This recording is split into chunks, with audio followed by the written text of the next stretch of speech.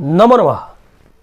कत्वा प्रत्यय, जी हाँ, कत्वा प्रत्यय किसे कहते हैं, उसकी परिभाषा क्या है, वह कहां पर प्रयोग में लाए जाते हैं, उनके नियम क्या हैं और कत्वा प्रत्यय से किस प्रकार से प्रश्न पूछे जाते हैं परीक्षाओं में, जानेंगे हम आज की इस वीडियो में। तो आइए आज की यह वीडियो शुरू करते हैं। मैं ओमवीर शास्त्री आप सभी का स्वागत करता हूं। तो आप देख रहे हैं मैंने बोर्ड पर लिखा है कत्वा प्रत्यय। कत्वा प्रत्यय यानी कर या कर के अर्थ में, यानी कर और कर के अर्थ में जो है कि कत्वा प्रत्यय का प्रयोग होता है। इसकी परिभाषा है कत्वा प्रत्यय भूतकाल में होता है, यह कर के या कर अर्थ में प्रयुक्त होता है, इसमें तवा शेष रहता है, ये अव्यय होते हैं और इनके रूप में कभी परिवर्तन नहीं होता है। ये तीनों लिंगों, कालों व वचनों में एक समान रहते हैं। जी हाँ, परिभाषा क्या कहती है कि भूतकाल में प्रयोग होता है, यानी हमेशा ये भूतकाल में ही प्रयोग होता है, कभी वर्तमान काल में इसका प्रयोग नहीं होता है। यह करके यानी खाकर, पीकर, हंसकर, इस तरीके के अर्थ में प्रयुक्त होता है, इसमें तवा शेष रहता है, ये अव्यय शब्द होते हैं और इनके रूप में कभी परिवर्तन नहीं होता, चाहे वो कोई भी काल हो, वचन हो या लिंग हो, सब में एक समान ही रहता है। कुछ उदाहरण के माध्यम से समझते हैं कि वाक्य में इनका कैसे प्रयोग किया जाता है।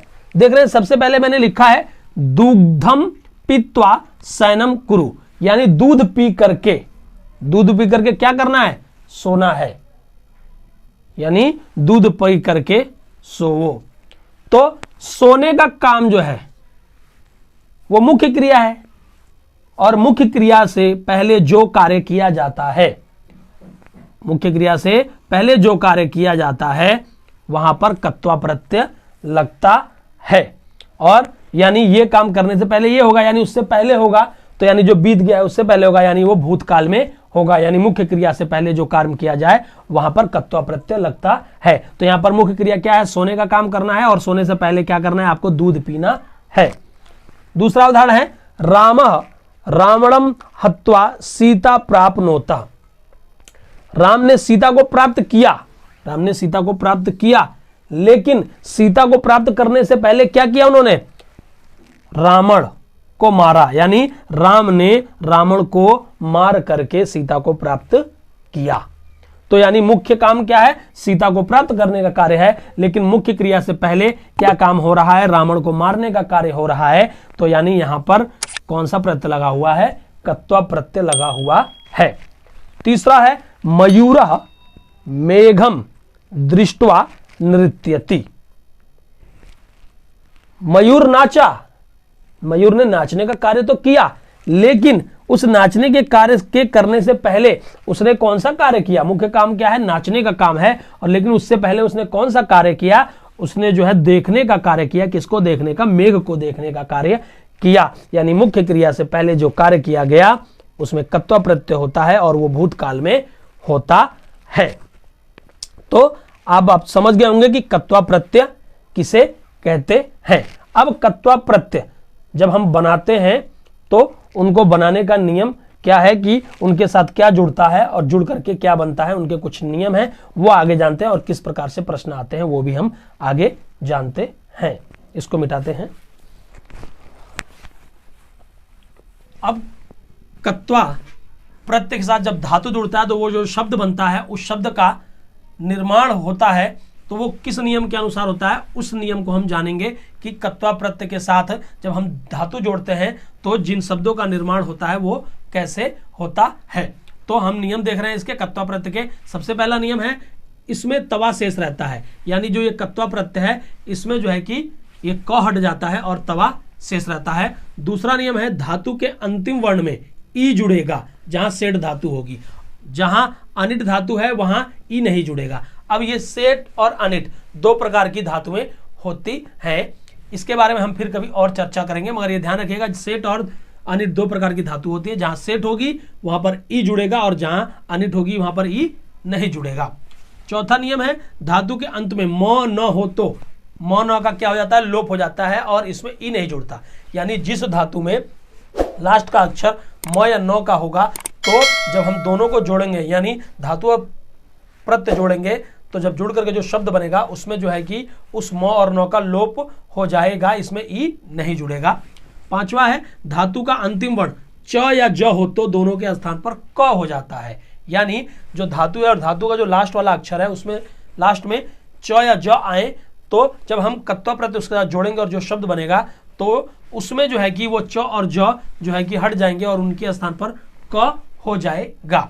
छठा है धातु के अंत में च और छ एक साथ हो, यानी कि धातु के अंत में च और छ एक साथ हो या श हो तो इनकी जगह पर षटकोण वाला श हो जाता है और जो कत्वा का तवा होता है उसका जो त है उस तवा को ट हो जाता है।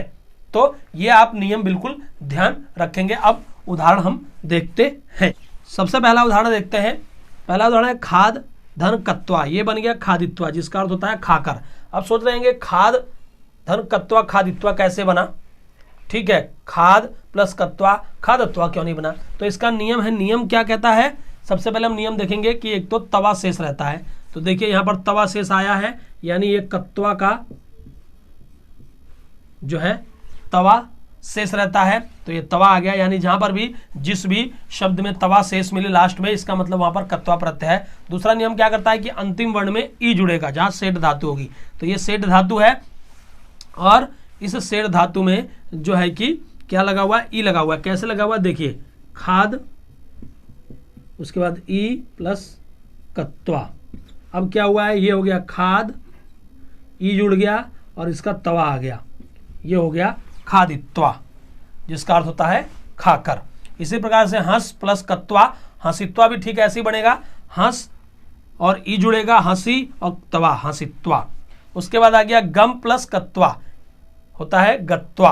अब आप देख रहे हैं यहाँ पर गमित्वा नहीं बना, यहाँ पर गत्वा बना। क्यों? क्योंकि नियम क्या कहता है कि धातु के अंत में म और न हो तो म न का लोप हो जाता है और इसमें ई नहीं जुड़ता है। तो यहाँ पर क्या हुआ है, गम प्लस कत्वा में यहाँ पर म का लोप हो गया, सिर्फ गम बचा है और तवा, तो ये हो गया गत्वा जिसका अर्थ होता है जाकर। ठीक इसी प्रकार से नम प्लस कत्वा नत्वा यानी नमन करके, यहाँ पर भी ठीक ऐसे ही है, इस म का लोप हो गया है क्योंकि नियम है म या न हो कहाँ पे धातु के अंत में, तो उस म और न का लोप हो जाता है और उसमें ई नहीं जुड़ता है। उसके बाद अगला है पच धन कत्वा, ये होता है पकत्वा यानी पकाकर। अब देखिए चौथा क कैसे हो गया, तो ये नियम के अनुसार हुआ है, क्योंकि नियम क्या कहता है धातु के अंतिम वर्ण च या ज हो तो दोनों के स्थान पर क हो जाता है। तो यहाँ देखिए च या ज में से च आया है तो यहाँ पर च की जगह क हो गया है। कैसे हुआ है, पच है यहाँ पर प्लस कत्वा है तो यहाँ पर हो गया प और क और तवा, तो ये हो गया प क त वा, ये हो गया पकत्वा जिसका अर्थ होता है पकाकर। उसके बाद त्यज धन कत्वा, त्यकत्वा है जिसका अर्थ होता है त्याग कर। तो यहाँ पर भी देखिए ज की जगह क्या आया, आधा क, तो नियम क्या कहता है कि च और ज में से कोई भी हो तो उसकी जगह पर क आता है। ठीक इसी प्रकार से इसमें भी क आ गया है। उसके बाद अगला है दृश्य धन कत्वा, ये हो गया दृष्टवा यानी देखकर। अब ये कैसे हुआ, यहाँ पर देखिए नियम क्या कहता है कि नियम है धातु के अंत में च और छ लगा हो एक साथ या श हो तो इनकी जगह पर क्या हो जाता है, षटकोण वाला श यानी आधा श हो जाता है और तवा का तवा हो जाता है। देखिए कैसे होता है वो मैं आपको बताता हूं। देखिए दृश्य है, ठीक है, दृश्य धन कत्वा, तो इसका हो गया दृष्टवा, तो यानी इस दृश्य का क्या हो जाता है, ये हो गया द्रि और श की जगह क्या हो गया, ये वाला श हो जाता है, ऐसे हो गया, ठीक है। और उसके बाद ये तवा, क्या कह रहे हैं, तवा की जगह पे इस त को क्या हो जाता है, ट हो जाता है, तो ये हो गया ट और वा। तो जब दोनों को जोड़ देंगे तो क्या हो गया, द्रि आधा श ये आधा ट ये और वा, ये हो गया दृष्टवा। तो ये हो गया दृष्टवा जिसका अर्थ होता है देखकर। उसके बाद है पृच्छ धन कत्वा, ये हो गया पृष्ठवा, ठीक इसी प्रकार से जिसका अर्थ होता है पूछ कर। तो इस तरीके से जो है ये नियम आपको याद रखने हैं, क्योंकि जब परीक्षाओं में प्रश्न आते हैं, कुछ प्रश्न कैसे आ जाते हैं कि इस तरीके से ये वाले दे दिए होंगे और ये जोड़ने को कहेगा, या ये दे दिया होगा और कहेगा कि इनको अलग करके लिखो। तो हमें ये नियम पता रहेंगे, तब हमें पता रहेगा कि खाद प्लस कत्वा क्या होता है, खादित्वा होता है, या गम प्लस कत्वा क्या होता है, गत्वा होता है। हमें नियम रहेंगे तब पता लगेगा कि गत्वा को जब हम अलग करेंगे तो गम प्लस कत्वा होगा। तो ये हमें नियम बहुत ध्यान से याद करने हैं। इसके बाद कुछ और प्रश्न मैं बताता हूं जो कि परीक्षाओं में अक्सर पूछे जाते हैं। इसको पहले मिटाते हैं। अब हम देख रहे हैं कि हमारे परीक्षाओं में किस प्रकार से प्रश्न पूछे जाते हैं। सबसे पहले आप देखिए, कुछ इस तरीके से वाक्य दे देगा, त्वम कुत्र गत्वा क्रीडसी, और उसके बाद ये 4 आपको विकल्प दे देगा और कहेगा ये जो गत्वा है, जो अंडरलाइन किया हुआ है, ये इनमें से किसके थ्रू बनता है।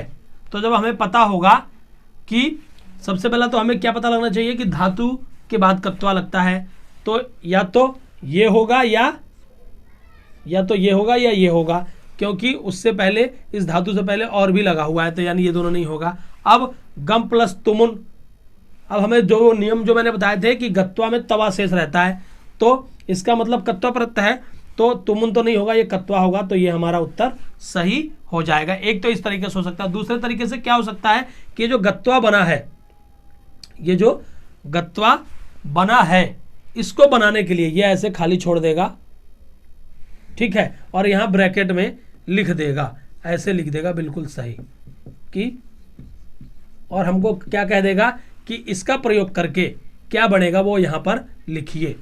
तो जब हमें नियम पता होगा कि गम प्लस कत्वा, तो एक तो सबसे पहला नियम ये पता होगा कत्वा का तवा शेष रहता है, तो हमें याद रहेगा तवा शेष रहा, और इधर गम यानी म और न अगर आते हैं धातु के अंत में तो उसमें मौका लोप हो जाता है। जब ये नियम पता रहेगा तो ये हो गया ग, तो यानी इसका मतलब यहाँ पर गत्वा होगा।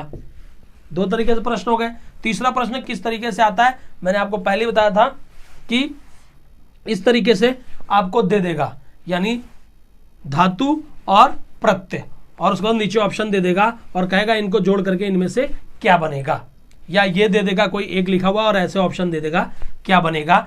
तो जब हम उसमें सही उत्तर पता होगा तो हम उसमें लिख देंगे पठित्वा, ठीक है। इसके लिए हमें नियम याद होना चाहिए। उसके बाद एक और प्रश्न आ सकता है, जैसे 2 अलग अलग जो है कि वाक्य देगा एक साथ, यानी वाक्य तो एक ही होगा लेकिन उसमें जो तो बात हो रही है वो अलग अलग बताएगा। जैसे उषा खादती सा भ्रमति, यानी उषा जो है कि क्या कर रही है, खा करके भ्रमण कर रही है, खाकर भ्रमण कर रही है। अब इसको कहेगा कि इसको सही करके लिखो, यानी इसमें जो है कि कत्वा प्रत्यय का प्रयोग करके लिखो। तो हमें क्या करना है कि खादती को क्या कर देना है, उषा खादित्वा भ्रमति, यानी उषा जो है वो खा करके घूम रही है। तो इस तरीके से प्रश्न जो है हमारे परीक्षाओं में पूछे जाते हैं। तो मुझे उम्मीद है कि आज इस वीडियो में आपको कत्वा प्रत्यय के बारे में समझ आ गया होगा कि कत्वा प्रत्यय किसे कहते हैं, कत्वा प्रत्यय के नियम क्या है, कत्वा प्रत्यय का निर्माण कैसे कहते हैं, और परीक्षाओं में प्रश्न कैसे पूछे जाते हैं। तो आज के लिए इस वीडियो में इतना ही। मिलते हैं हमारी अगली वीडियो में, तब तक के लिए आप सभी को मेरा नमस्कार।